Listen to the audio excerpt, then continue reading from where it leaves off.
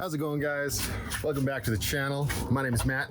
The channel is Van Life Plus Movies. I am building out a 2007 Chevy Express 2500. I have to be able to be living in it. Well, I have to be able to be living in it by October 15th, 2021. It's kind of an irrelevant deadline because it's already livable.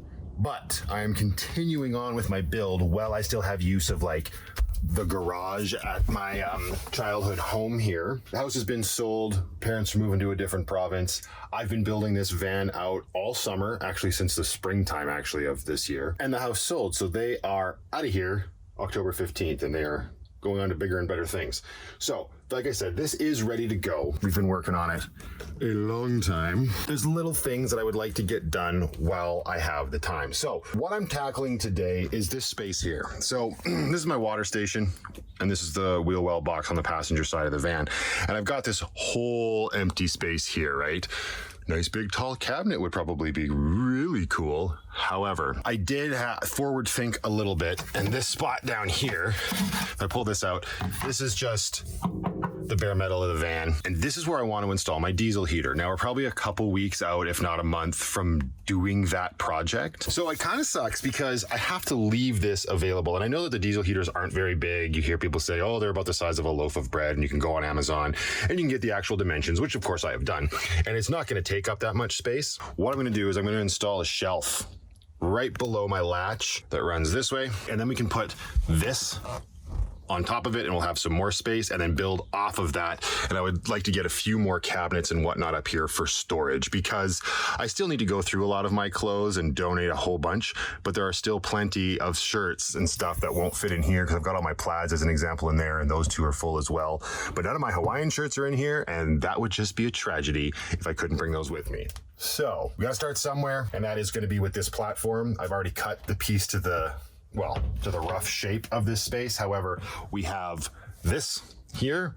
So we just have to measure on this where that is and then cut out a little notch so that it sits right back here. That's what we're gonna do today. And I saw somebody else's video on YouTube, a Van Life channel. I can't remember which one now, but he was just using stuff like that, like the L brackets to support his shelf. Smart. Those brackets I can get at the dollar store for super cheap. So if I hit this with, I'm thinking 1, 2, maybe 3, 4, 5 brackets, that's gonna hold this no problem. We're not planning on putting anything super, super heavy here. So I'm gonna measure that little notch, get this cut, and you're gonna have to paint this too to make it match.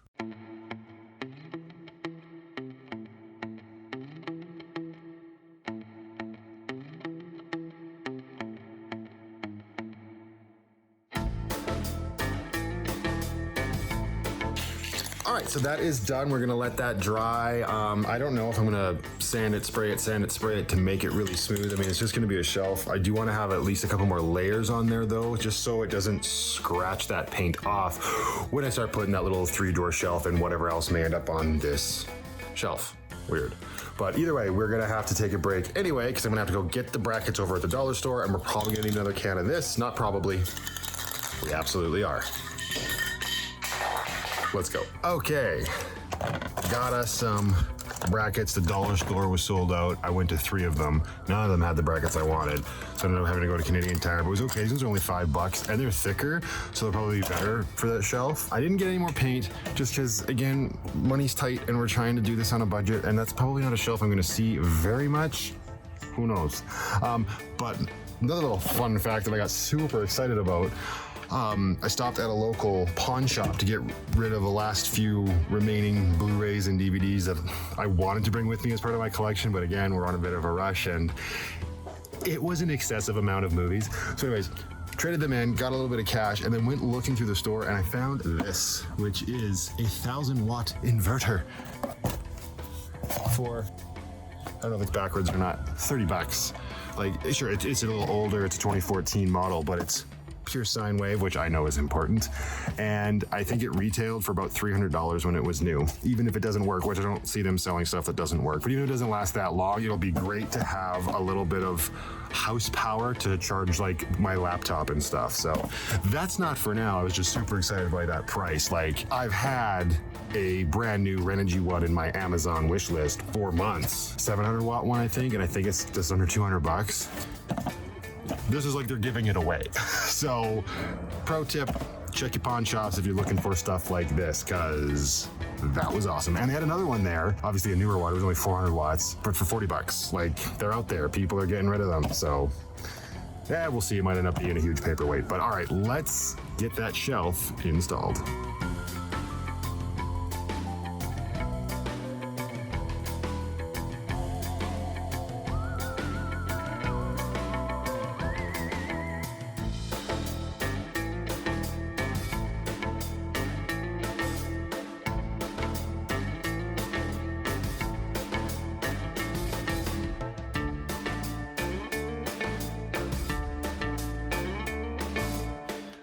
Okay, that wasn't so bad. Let's see how sturdy it is. Oh, why is it rattling? Feels sturdy. Obviously needs, maybe that was just the level. Yeah, it was just the level. So not too bad. I may actually end up putting another something just right between there to add a little stability right there. But, let's see.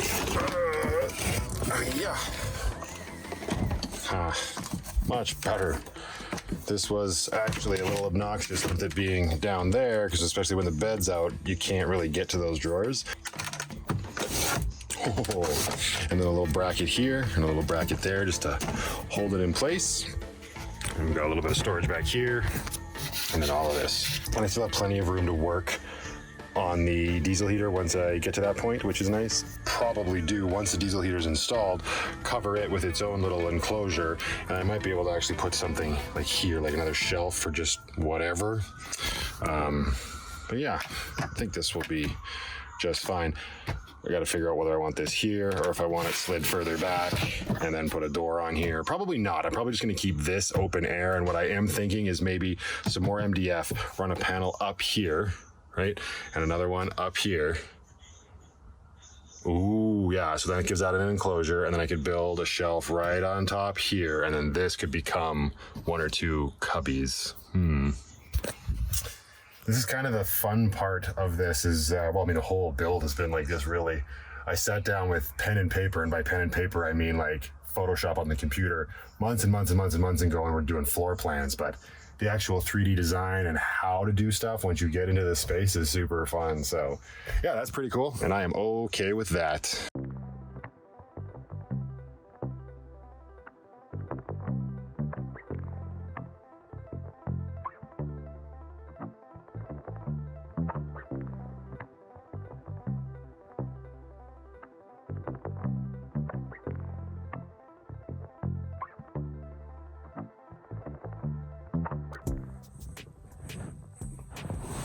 What are you doing? You comfy in the van? You look pretty comfy. Just an old lady cat. She don't mind. She really likes it when the heater's going, which it is right now.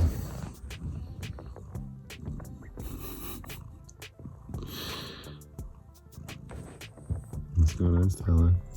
Hi. Hi. You okay with our tiny home? You seem pretty okay with it. You know, there's a shelf back there you could jump up on. Ew. See, this is the problem with cats. You talk to them and they're like, no, I'm not in the mood. Now you're just in the way. All right. I guess we should all feel lucky that she graced us with her presence at all. How's it going, guys? So this is interesting. I've been sleeping in the van for the last few nights just to get into the habit of doing it. I've had the cats out here and it's been going great. However, it has presented a huge problem, and I'm sorry if you can barely hear me, if that noise is causing a lot of issues, but this is what's happening underneath my headliner. I don't know if I can, yeah, see? Oh, great. So I got this little fan going to air it out, and I think I'm gonna have to put a halt to sleeping in the van right now because it gets quite cold at night. So I've obviously been using the little Mr. Buddy heater, which is down there on the floor, and yeah, lots of condensation and moisture buildup underneath the headliner. So we're gonna have to do something about that. So hopefully this headliner comes down nice and easy.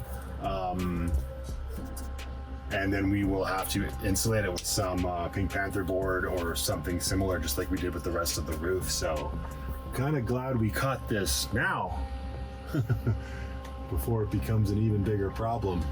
So fun.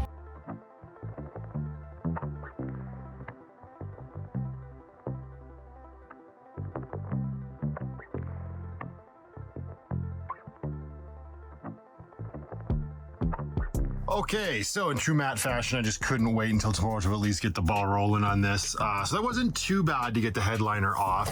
I just had to remove, yikes. I had to remove the visors, right? And those were just 3 screws each. Came out quite quickly, then just a little pull gets them out of their socket. And then there's these little, it's like the retainer where the factory visors would sit. These guys, they were just little pull tabs that came right out, and then it's just a matter of sort of working it off. But then of course I've got the overhead light is wired and stuck to the top of the liner. So the reason I did this, obviously, pretty self-explanatory, so I can get at it a little bit better. It's still some moisture up here. Still a little bit of moisture up here. I want to clean this all up.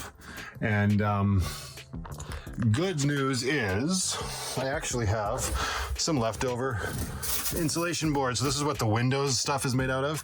Now I'm not too concerned about this section of the roof being I'm not too concerned about it being as thick as the rest because, again, this is usually going to be sort of walled off with my privacy curtain and whatnot, but I just want enough up there to prevent moisture, right?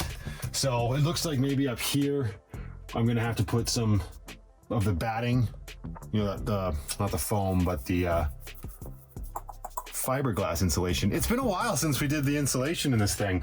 My brain's, it's also late at night, but yeah, so stuff some of that up in the trim, and then up here I'm just going to do what I did just to make sure it's all nice and sealed, spray foam it, and then stick this up here, and hopefully I have enough to cover the majority of that, and then we should be good to go. But I'm going to leave this down overnight, let it air out completely, roll the windows down tomorrow, let the cross breeze really give it a nice drying, clean it, and then we will insulate it. So hopefully preventing any future nightmares.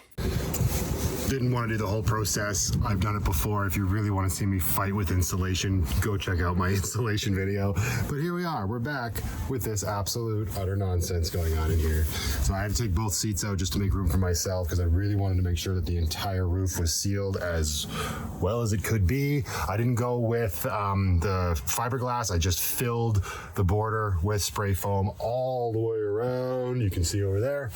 And now the waiting game is on. Oddly enough, what needs to happen, is this needs to get done in, just got 2 nights to dry, because Lindsay and I are heading out on our probably last camping trip of the season this weekend. So if this could just get done, that'd be great. Okay, good morning. I didn't film that whole sequence of insulation, but it's all insulated now. And actually, I don't want to mess with this too much because when I took the headliner out, it's held in by, like, right here. This guy, right? 3 clips along here. So I have to pop those out. But when I put the headliner back up after I insulated the roof, these clips have been pretty damaged, and this was just constantly flopping down here. So I just hit the clips with some PL 300, which is the foam construction adhesive. If I really need to get that headliner down again, I can pop it down and force it down. But that's all I did to just solve that sort of issue of this hanging down here. I mean, it's old, it was rigid. I could have gone and gotten new clips, but I didn't want to do that. So anyway, that is all done, and this week has been a little crazy in terms of getting stuff done, but I think I solved that issue. My next concern is going to be at the very back of the van there. These towers here, I think they're called C-pillars, maybe. That's where all like the tail light wiring is. And they're not insulated on the inside, so it's going to be super interesting. It's not going to be super interesting. I'm interested to see how that area is going to be affected by condensation, especially when it gets colder. We haven't seen temperatures drop below freezing yet, but I may have to fill those pillars with spray foam maybe, Or maybe not, because they're so open, and as long as I just ventilate every day, we might be okay. But anyway, the stuff that I wanted to get done this week, I'm pretty sure I got most of it done. Stuff I still have to tackle is I still have to build box. I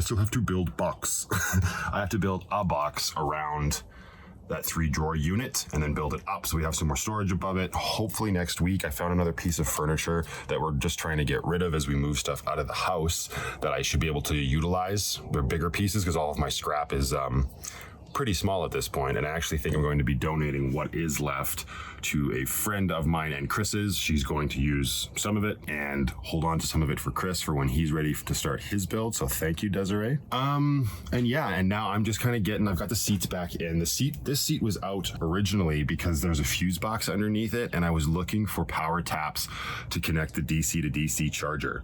But whatever, we'll get to that when we get to that. Hopefully next week. I still got to get all the wires and lugs and taps and all of that stuff.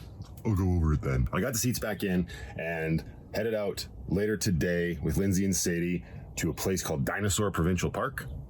Never been, sounds pretty cool, and there's a good chance this is going to be our last camping trip of the season.